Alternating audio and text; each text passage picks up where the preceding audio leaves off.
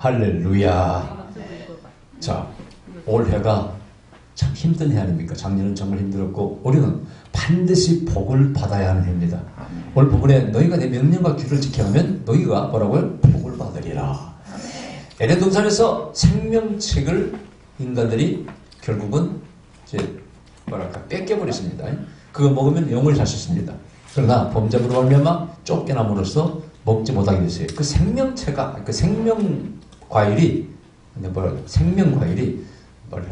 생명과일이 무슨 뭘 의미일까요? 그걸 먹어야 영원히 건강하게 행복하게 살 수 있다 그런 얘기입니다. 마찬가지로 이제 이 말씀도요. 토라라고 하는 말씀, 하나님의 말씀, 계명, 뭐 법이라고 하기도 합니다만 가르침이죠. 이 말씀도 사실은 우리에게 영원한 생명과 복을 주기 위함입니다. 너희가 내 명령과 규를 지키면 반드시 뭐라고요? 복을 받아야 된다는 거예요. 장수해야 된다는 겁니다. 아멘. 장수할지어다. 아멘. 제발 저 복 좀 받을지어다. 아멘. 제가 잠깐 아침에 옛날 건국대 부총장 하셨던 유태영 박사의 그 간증을 읽은 적이 있어요. 전에 제가 한번 소개한 적이 있습니다만 그분이 누구냐면요. 자기 아버지가 머슴이었습니다. 어머니도 머슴, 식모. 8남매 중에 위에 형제 자매가 둘이 머슴, 식모. 자기도 머슴이었어요. 너무 가난했습니다. 근데 자기 고향에 교회가 세워지고 선교사가 들어와서 복음을 전하기 시작했습니다. 놀라운 것은 그 아버지의 선택이에요. 우리는 예수 믿어야 복을 받겠구나. 그 가난하고 어려워도 교회에 출석해서 성도가 되어서 하나님 자녀가 되어서 열심히 섬기고 신앙생활하게 됩니다. 그리고 이 가난뱅이 그 대형 어린 소년도 마찬가지로 취업을 다니면서 예수님을 믿게 됩니다. 과연 복을 받았을까 받았을까?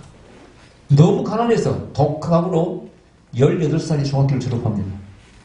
너무 가난해서. 그분 얘기 들으면 완전 찢어지게 가난했다는 말이 맞는 말이에요. 그래서 어머니가 나중에 어머니가 서울 상정했습니다. 내가 고학에서 돈을 벌어서 학교를 다니니까 저를 보내주십시오. 어머니가 세상에 어디서 빚을 얻어가지고 쌀 가마니 값을 주서 그걸 가지고 서울 올라와서 역시 또 온갖 부탁이 뭐 안 해본 것 없이 다 해보면서 공부를 대학을 졸업합니다. 그리고 내가 출세하려고 공부한 게 아니고 이 공부에서 뭔가 세상을 위해서 나는 봉사하고 싶은데 지금 내가 농촌이 너무 핍박하니까 못 사니까 그 당시가 1960년대 후반입니다. 우리나라 국민소득이 세계 170 몇 개국에 170등 정도 될 때예요. 내가 어떤 시골의 가난한 사람들 위해서 농촌을 위해서 일해봐야지. 가장 세상에서 농촌이 발달한 나라가 덴마크. 덴마크를 유학을 하고 싶다. 돈이 하나도 없어. 덴마크 왕에게 편지를 보냈습니다. 주소는 몰라. 덴마크 코펜하겐 무슨 황제 귀하. 그렇게 편지를 보냈어요. 대형되고 말은 말고 기도를만 했겠지? 진짜 연락이 왔어. 당신이 모든 공부 체력기간 다 장학금을 원하는 법을 주겠다. 오라. 근데 대사관도 없었더랍니다. 그래가지고 그걸 또 간 거예요. 가서 그 덴마크의 발달된 농업체도 모든 걸 배우고 또 이스라엘에도 편지를 보내. 이스라엘 수상에게 오라. 공짜 장학금 다 주겠다. 또 공부합니다. 그리고 와서 검도 가르쳐. 소비라 가지고 청와대에서 불렀어요. 그래서 참모들이 들어보더니 대통령이 얘기해가지고 대통령도 오라고 연락이 온 거야. 당신은 이제 이 민족을 농촌 일하라. 그래가지고 그때 이스라엘이 주장하는데 그게 새마을운동이에요. 그게 새마을운동이 창시자라고 그랬어요. 그분이. 또 거기서 이제 이러다가 어느 날 국회의원 하라고 하니까 안 하고 이스라엘 집단 농장을 공부하기 위해서 또 유학을 갑니다. 그래서 석사 박사를 하고 교수까지 하고 또 돌아와서 그때 부총장 하면서 학생을 가르쳐요. 참 극적인 인생입니다. 근데 결론은 뭐냐? 예수님 믿고 하나님 믿고 복을 받았다는 겁니다. 아멘? 말씀대로 살려고 얼마나 노력했는지 몰라. 그분은 그 히브리인들이 유대인의 교육 방법을 많이 가르치고 강의하고 다녔어요. 저도 좀 조금 이렇게 들어본 적이 있는데 정말 배울 게 많습니다. 오늘 그분의 전하는 내용도 많이 담겨 있어요. 오늘 이게 뭐라고 되어 있어요? 되게 이런 말씀이 있어요. 후일에 내 아들이 내게 묻기를 우리 하나님 여호와의 명하신 증거와 말씀과 규례와 법도가 무슨 뜻이냐 하거든. 너희 후손들이 아니 아빠 이게 뭐 이렇게 복잡합니까? 이게 뭡니까? 자 여러분 이게 어디서 묻냐면요 세델이라고 하는 6월절 만찬 저녁 의식 때 그때는 부모에게 궁금하면 물으라고 이렇게 하고 물어봐라 이렇게 부추깁니다. 그러니까 아빠가 애들이 물어요. 이 떡은 이 맞자죠? 이 맞자는 뭐야? 뭐 쓴나무는 뭐야? 물으면 그때 내가 우리 민족이 조상이 이렇게 출애굽할 때 그때 먹었던 걸 기념하는 거예요. 기념하고 기억하라고 하는 거야. 가르치는 거예요. 그래서 이스라엘 사람들은 교육 방법이 묻는 게 기본이에요. 그래서 학교 와서 우리는 되게 너 뭘 배웠냐 묻잖아요. 이스라엘 어머니들은 이렇게 묻답니다. 너 학교에서 뭘 질문했냐 물어본답니다. 학교 가면 아수리상인이 막 질문하고 대답해주고 그냥 선생님이 끈기게 대답합니다. 끊임없이 묻게 해서 자기 스스로 자기가 창의적인 교육을 스스로 하는 거예요. 그리고 또 하나가 뭐냐? 리플레이라고 반복이에요. 반복하고. 그래서 그 6월절 만찬 의식 세드르 때 가르친 이야기를 학가다라고 하면 학가다는 바로 이야기라는 뜻이 역사, 이스라엘 역사, 바로 토라 이야기를 구약성경이 창세기부터 나오는 얘기를 그걸 얘기해 주는 거예요. 그걸 반복적으로 얘기해요. 반복적으로. 그래서 그 사람들은 아까 이제 전에 6장 앞부분에서 너희들 이 명령을 길에 걸어갈 든지 앉았든지 누워있을 때 반복할 가르치라는 거 아니에요? 그게 이스라엘 교육의 교육 방식이에요. 계속해서 반복하는 거예요. 성경 기단 하나를 가지고 30분, 1시간 동안 계속 반복하며 읊조리는. 지금도 이스라엘 가면은 그 눈물에 뭐죠? 통곡이 있잖아요. 그래, 나도 이상한 거 봤어요. 여기서 몇 번 봤는데 2번 갔으니까. 아니 벽에다 두고 뭐하러 이러고 있어요. 그 정통 옷을 입고 또 이렇게 안에 들어가면 또 있어. 거기 뭐 앉아가지고 영감들이 들고 난 뭐하나 도대체. 어떻게 보면 외식하는 바리새인들 모습이에요. 근데 그게 유대인의 하가다 교육 방법이에요. 반복해서 성경 말씀을 묵상하다 보면요. 첫째, 기억력이 좋아진답니다. 뇌에서 활성화된대. 지금도 그래서 학가다 교육 방식으로 영어도 가르쳐요. 영어를 계속 그냥 암송케 합니다. 영어 암송하면 끝나는 거 아니에요? 잘하게 되어 있잖아요.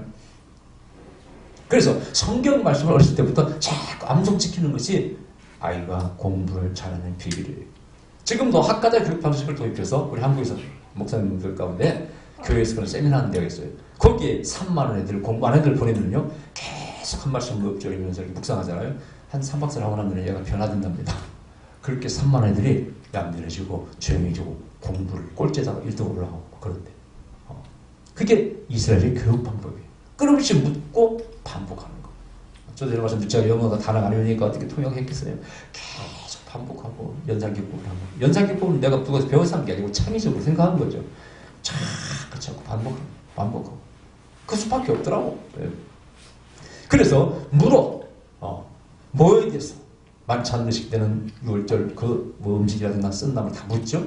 그냥 성경 얘기를 다 묻는 거예요. 이걸 얘기해 주는 거예요. 그런데 자, 이 말씀을 지켜주는 것이 뭐라고? 복을 받게 하려고 그러나요? 복을 받기 위해.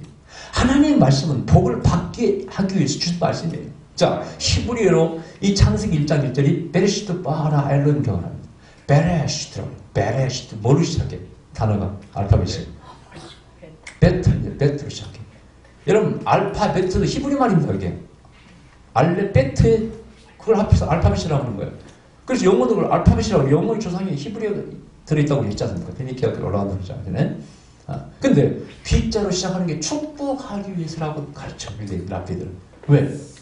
영어로 블레스가 축복이라는 뜻이죠. 근데 사실은 알렙이라는 글자가 더 유리합니다. 엘로힘, 아담 전부 다 A를 씁니다. 알렙을 씁니다. 좋은 글자는 진리라는 글자도 그렇고 음식이라는 말 글자 전부 다 알렙을 씁니다. 근데 왜 B자로 시작할까? A를 안 쓰고 여기 주인 의미가 있어요. 첫째는 미드라시라고 하는 유대인의 이제 전설 같은 얘기들이에요. 성경에. 거기는 많은 이 히브리 사상에 인격화시킵니다. 지혜가 말씀하신 인격화시키죠. 그래서 벌써 7개의 위대한 것들이 창세 전에 있었다고 얘기해요. 그 중에 하나가 토라도 있었던 거예요. 성전도 있었고 자세한 얘기를 하지 않겠습니다만은. 근데 거기 알파벳과 대화를 하시는 하나님 모습이 그려져 있어요. 대화를 해. 이 베트가 하나님께 나를 써달라고. 내가 축복하고 싶다. 근데 저주라는 단어, 유일하게 저주라는 단어라는 글자를 히브리 말로 알렙을 써요. 이 모든 생명체 우주를 축복해야 되는데 알렙이라는 글자가 좋은 뜻도 있지만은 저주라는 글자가 알렙을 쓰는데 그걸 쓸 수가 없다고. 하나님 생각하시는 거 있지만 베트가 저를 써달라고. 제가 무슨 만물을 축복하기로 한다고. 그러니까 알았다고 써준 게 베트를 썼대. 근데 왜 알렙을 잡혀 또 놓았냐. 그걸 보고 참고 알렙이 겸손하게 양보했어. 그러니까 알렙을 일본으로 하고 알렙 베트 기mel달이 나가는 거예요. 재밌는 얘기예요. 또 하나가 이 베트가 바로 아까 볼레에서 축복을 의미하는 글자이기 때문에 그렇게 쓴다는 거예요. 근데 이 베트의 글자가 이렇게 되잖아요. 베트 이렇게. 이 베트의 글자 특징이 있어요. 앞만 터졌어. 앞만. 위 막히고 뒤에 막히고 밑에도 막혔어요. 이렇게. 이게 무슨 뜻이냐. 히브리 글자는 오른쪽에서 왼쪽으로 쓰잖아요. 그러니까 앞편에서 터져 있어. 열려 있어. 그리고 위와 밑과 뒤는 다 막혀 있어요. 그래서 창조회 할 때 이 베트를 시작한 것은 의미가 있어요. 첫째, 위를 막아놔 버렸어. 왜? 하나님에 대한 의심하지 말라. 하나님을 의심하면서 시간 낭비하지 말라는 거예요. 자꾸 위에 뭐가 있나? 하나님 계시지 안 계시냐? 열어보지 말고 닫아놔 버렸어. 또 밑에 땅이 죽음을 매는 거죠. 그래서 죽음 이후에 신경 쓰지 말라는 거예요. 이 안에서 네 생애를 열심히 살고. 왜 줄을 또 막아놨느냐? 과거에 대해서 붙잡히지 말라는 거예요. 과거에 뭐 내가 잘못한 것 때문에 아니면 잘한 것 때문에 그걸 맨날 뜯어먹고 사는 사람들이 있잖아요. 그죠? 그러지 말라는 거예요. 오직 너희들은 앞으로만 나아가라. 희망을 향해서 나아가라. 미래를 향해서 나아가라. 거기에 너의 소망이 있어. 거기에 축복이 있어. 거기에 행복이 있어. 그런 뜻으로 베트를 사용하시다. 재밌어 재미없어요? 재밌네. 그러니까 그래서 성경 말씀을 성경의 그 규례와 법들을 주신 것은요. 우리를 행복하게 복받게 살게 하기 위해서. 제가 말씀드렸죠. 정치나 종교의 모든 학문도 마찬가지고 그것의 모든 목표는 행복이라고. 종교도 행복이라고. 종교의 목표도 행복이에요. 영원히 행복하게 사는 것이죠. 정치나 철학, 학문, 영원이 아닙니다. 그러나 종교는 영원히 행복하게 살기 위해서 종교가 필요한 거 아니겠습니까? 그래 안 그래요? 아멘. 요즘 말씀드렸죠. 지금이라도 지금 기독교 목사 가운데 문제 있는 목사들이 어떤 사람은 내 손에 불이 왔으니 코로나19 꼼짝 못한다는 사람도 있고 걸리지도 않는다. 별 희한 찬란한 소리를 한 목사들이 있어 교계에 기독교 개신교에 아주 수치를 안겨주는 목사들이 많습니다. 정강훈 목사를 시작해서 목사라고 부르고 싶지 않습니다. 정치인들이 정치판에 갔으면 좋겠어. 그 사람 정치인이지 목사가 아닙니다. 아니 자연의 섭리 가운데 바이러스도 움직이는데 그걸 갖다가 자기가 얼마나 대단한 인물이라고 물론 기적들이 나겠지만은 자기가 얼마나 대단한 인물을 기도하면 된다고 그렇게 모여서 열방센터에 지금 500명이 감염되고 나머지 검사 안 하는 사람이 70% 하잖아요. 이게 뭐 하는 짓이에요? 세상 공동체를 파괴하는 자들, 행복을 파괴하는 자, 자기 성도를 사지에 몰아넣는 그것도 교회에서 예배만 드려야 그 진짜 예배라고 이야기하는 사람들 화 있을진저 그 엉터리 목사입니다. 엉터리. 유대인들이 성전에 무너진 다음에 회당이 생겼습니다. 옛날에 유대인들은 성전에서 제사를 드려야만이 된다고 생각했어요. 그러나 성전이 무너져 버렸잖아요. 어디 제사를 드립니까? 그래서 회당을 만들어서 예비를 드리는 거예요. 제사는 못 드리죠. 이게 중요한 얘기예요, 여러분요. 우리가 이런 위급 사태에서는요, 얼마든지 개인적으로 하나님께 집에서 목사님 말씀을 들을 수 있지 않아 다 할 수 있기 때문에 예배드려도 아무 관계없이 다만 우리의 어떤 신앙, 또 우리 공동체 생활에서 우리의 뭐 이런 신앙이 조금 약해질 수 있어요. 그러나 그걸 우리가 목사님이 가르쳤어요. 집에서 예배드리세요. 말씀 묵상하세요 해서 신앙을 유지시켜주고 하면 되는 것이지 그 위험을 무릅쓰고 하나님 지켜주신다는 말도 안 되는 소리를 해가면서 성도로 바로 예배를 드려가지고 사회 공동체를 위협을 주고 많은 사람이 죽어갑니다. 많이 번져서 노인이 또 가족이 죽게 되면 누구 책임입니까? 집에서 예배드리면 신앙이 없는 거예요, 여러분. 이 뭐 먼저 해야 되겠냐고. 행복을 깨는 자들, 행복을 깨는 자. 난 항상 말씀드렸죠. 내 목표 방향은 여러분의 행복하게 사는 것이고. 우리가 돈을 벌어서 또 공부대에서 물론 선교도 하고 복음도 전하는 거 당연히 해야 되겠죠.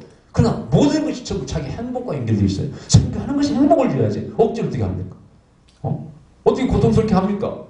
사명을 감당하면서 힘들어도 그래서 내가 가치와 보람을 느끼면서 열심히 할 때 행복한 거 아니겠어요? 운동수 열심히 땀내고 고생스러워도 운동하는 거 똑같은 거 아니겠어요?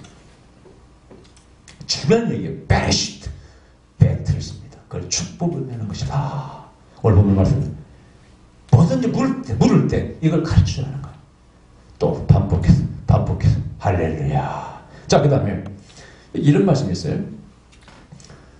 너는 내 아들에게 이르기를 우리가 옛적에 애굽에서 바로의 종이 되었더니 여호와께서 권능의 손으로 우리를 애굽에서 인도해 내셨나니. 이게 무슨 얘기입니까? 너희 처지가 애굽에서 노예였다는 거예요. 하카나에서 가르치는 게 뭐냐? 첫 번째가 너희가 원래 노예였다는 가르칩니다. 너희가 원래 실물이 높은 사람이 아니야. 지체가 높은 사람이 아니야. 많이 배운 사람이 아니야. 노예, 합비를 하고 노예였다는 뜻이에요. 그런 너희를 불러냈다는 거예요. 자, 여기서 우리는 인간을 개조해서 쓰시는 하나님, 낮은 자를 높이시는 하나님. 할렐루야. 여러분 고린도서 1장 25절에서 29절까지 보면은 이런 말씀. 너희 가운데 똑똑한 사람이 별로 없다는 거예요. 또 잘난 자도 없고, 참 그 말씀 읽을 때마다 참 은혜가 돼요. 너희 가운데 잘난 자가 없다는 거예요. 그런데 하나님이 불렀다는 거예요. 대표적인 게 베드로 아닙니까? 할렐루야. 예수님도 마찬가지입니다. 사생아처럼 태어나셨습니다. 목수의 아들로 목수로 태어나는 삶을 사셨습니다. 세상적으로는 그래서 이사야 50편 말씀처럼 볼 게 없어. 비루합니다. 정말 메시아의 모습이 비루한 메시아예요. 그것을 신학적으로는 하나님의 자기 비하라고 말합니다만은 지극히 낮은 모습으로 오셨습니다. 그러나 그는 위대합니다. 많은 사람이 그 앞에 무릎을 꿇습니다. 왜? 그분의 삶이, 가르침이, 모든 보여주신 것들이 너무너무 위대하기 때문에 우리 인간이 할 수 없는 것이기 때문에 우리는 그 앞에 무릎을 꿇는 것이죠. 할렐루야. 그게 하나님의 방법이에요. 못 잊지 않습니까? 제가 제 학벌 같은 건 다 이렇게 그대로 밝혀버리잖아요. TV도 밝혀버리고, 우리 저 카페도 밝혀버리고. 사람들은 그래가지고 이제 우리 아내만 처음에 요즘 말한테 처음에 실에 찍고 왜 올리냐고 그랬잖아요. 무슨 야간살기 나온 걸 뭘 장면을 올리냐고. 근데 나는 그렇게 생각 안 했어요. 나는 항상 제 원칙이 있거든요. 다윗을 생각합니다. 다윗이 왕이 되어서 법궤가 예루살렘 성에 들어올 때 너무 감격해서 나아가서 춤을 추잖아요. 옷이 벗겨지는지도 모르고. 근데 미갈이 그걸 비난하지 않습니까? 그럼 하나님께서 미갈을 책망하시고 미갈이 성녀가 되잖아요. 다윗은 뭐라고 합니까? 내가 어떻게 여호와를 찬양하지 않을 수 있냐 이거죠. 난 어린아이처럼 이걸 왜? 목동했던 미천한 자기를 이스라엘 장군 되게 하시고 왕이 되게 하셨으니 내가 다 된 것은 전부 하나님 은혜 아닙니까? 이게 하나님의 코칭이에요. 정말 실력 없는 자를 탁 들어서 가르쳐서 위대한 사람으로 만들어버립니다. 할렐루야. 매천한 작은 민족, 지금도 작은 민족입니다만 그들을 불러서 위대한 민족으로 쓰셔요. 자, 여러분 유대인들이 노벨상이 한 25% 노벨 유대인이라고 그러잖아요. 과학과 화학 이쪽에는요 한 65% 유대인이라면 어렸을 때부터 아까 자꾸 질문하는 창의적인 교육을 시켜놓으니까 지혜를 가르치니까요. 그렇게 유대인들이 뛰어난 거예요. 그래서 예수님 안 믿는 것만 보이지 그들의 교육 방식 절기 때마다 절기를 기억하고 그 정신을 가르치고 하나님의 말씀을 가르치는 그것은 참으로 그들은 위대합니다. 교육 열심은 한국도 뒤지지 않습니다. 그러나 그들 교육 내용이 있어요. 수천 년의 역사의 얘기를 가르쳐. 이야, 이런 민족이 세계에 없어요. 그게 참 특이한 거야. 하나님이 안 계시면 그럴 수 없는 거예요. 그래서 너희가 원래 노예였던 것을 가르치라는 거예요. 아멘. 노예인 이스라엘 민족 노예를 선택해서 불러서 그들을 위대하게 만드시는 하나님을 찬양할지어다. 할렐루야. 나의 약한 것을 우리는 때로 잘할 줄 알아야 돼. 그때 하나님께서 영광을 받으십니다.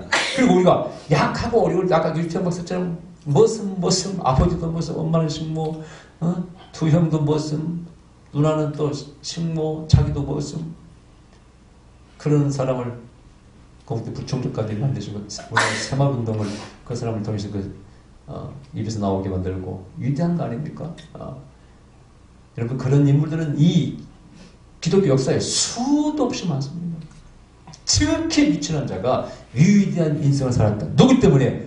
바로 하나님 때문에, 하나님의 말씀 때문에 그 말씀과 계명을 지키려고 노력했고 그 말씀 따라 살았기 때문에 거기에 아름다운 인생 열매가 맺혀서 위대한 인생을 한 사람이 한두 사람이 아닙니다. 그게 기독교의 위대성이에요. 기독교의 이 성경 가르침은 열매가 얼마나 많은지 몰라. 그 중에 작은 열매의 초등입니다.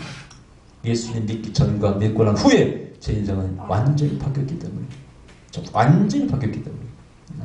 자, 그래서 이 말씀 너무나 와닿다. 그 다음, 자, 하나 더 말씀드리면, 여호와께서 우리 목전에서 크고 두려운 이적과 기사를 애굽과 바로와 그 온 집에 베푸시고, 우리 하나님은 절대 말만, 철학만 있는, 가르침만 있는, 교리만 있는 그런 하나님이 아니시라는 거예요.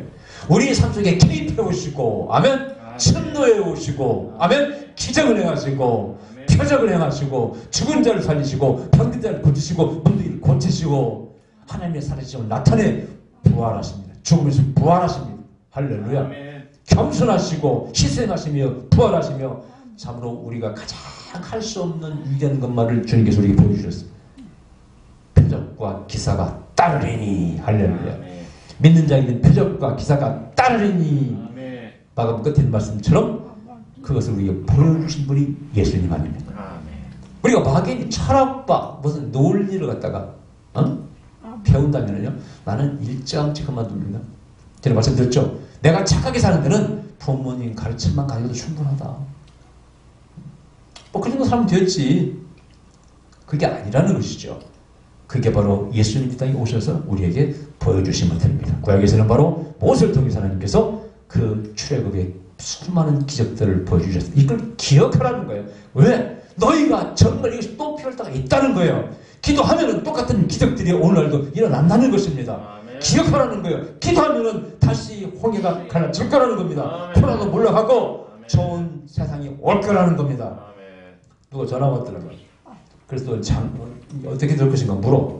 그래서 나는 한 3월달 전후로 해서 한국에서는 거의 끝날 걸로 봅니다. 다른 사람들이 안 보는가 봐. 그분들 목사님하고 대화하면 너무 기분이 좋대. 왜 그랬더니 목사님 뭐든지 긍정적으로 하시는 거예요. 긍정적으로. 내가 원래 부정적인 걸 싫어하는 사람이잖아요. 못한다 안 한다 정말 싫어하는 사람이거든요. 근데 그것도 그렇지만 실제 그래요. 여러분 백신 뭐 믿을 게 아닙니다. 백신 시간이 걸리는 거고요. 우리나라는 치료제가 지금 거의 다 개발 단계 와 있어요. 싼 치료제 비싼 것 같으면 못 풀지만은 한 알에 몇백원 몇천 원짜리 이런 것은 이제 곧 나와요. 이렇게 제약에서 그 나오면 금방 잡혀 한국은요. 그냥 찾다가 먹으면 돼 그냥. 내가 볼 땐 틀림없습니다. 정부에서도 지금 그걸 생각하고 있기 때문에 백신을 많이 주문 안 해놨죠. 그걸 자꾸 여러 야당이 공격하니까 할 수 없이 이제 뭐 주문하는데, 내가 볼 때는 그 백신 들어와도 늦게 들어옵니다. 그 전에 끝납니다. 제가 볼 때 한국에서 끝나요. 그리고 한국이 코로나를 물리치는데 큰 도움을 저는 줄 수 있다고 저는 믿고 있습니다. 누구 말이 맞나 두고 보십시다. 그래서 하나님께 올해는 이제 밝은 해로 바꿔 주실 것입니다. 아멘. 기적과 이적을 기대해야 돼. 아멘. 하나님의 종들이, 하나님의 특히 그 지혜있는 아들들이 약을 개발하고 제조를 개발해서 극복함으로 하나님의 영광을 돌려야 돼. 아멘. 이제 1년 뒤에 2년 뒤에 그때 그 약을 개발한 사람이 바로 크리스찬이었다, 하나님이 참여했다는 그런 간증이 나온다. 내가 기도하는 가운데 하나님께서 이런 지혜를 주셔가지고 이 약을 만들겠습니다, 이런 간증이 나와야 돼요. 할렐루야. 항상 올림픽 끝나면은 금메달리스트의 대부분이 크리스찬들 아닙니까? 그 종교 비율 따르면 항상 압도적입니다. 우리 개신교 압도적이에요. 항상 매마다 그래서 매마다. 지금도 기억하면 김원기 선수를 지금 빨리 어떻게 소천했습니다만은 이름도 없는 사람이, 그것도 어느 올림픽 때입니까? 일본어로 딱 따가지고 기도도 안 했어 별로. 다른 사람 떨어져버려. 기도하는 사람은 그때 딱 하나님 기도할 때 그런 거예요. 무명한 자를 유명한 자로 만들어버리십니다. 그게 바로 출애굽의 하나님의 큰 기적이요 축복입니다. 그러려면 어떻게? 25절 우리가 그 명하신 대로 이 모든 명령을 우리 하나님 여호와 앞에서 삼가 지키면 그것이 곧 우리의 의론이라 할지니라. 아멘. 아멘. 여러분 잠언서 3장 3절 7장 3절에 보면요, 이렇게 하나님 명령을요 손목에만 묶고 마음판에 새기라는 말씀이 있어요. 이 마음판에 새기려면 어떻게 해야 될까요? 어떻게 해야 돼? 그것이 바로 반복하라는 거예요. 그것을 히브리어에서는 하가라고 하가. 이게 뭐냐? 묵상이라 묵상.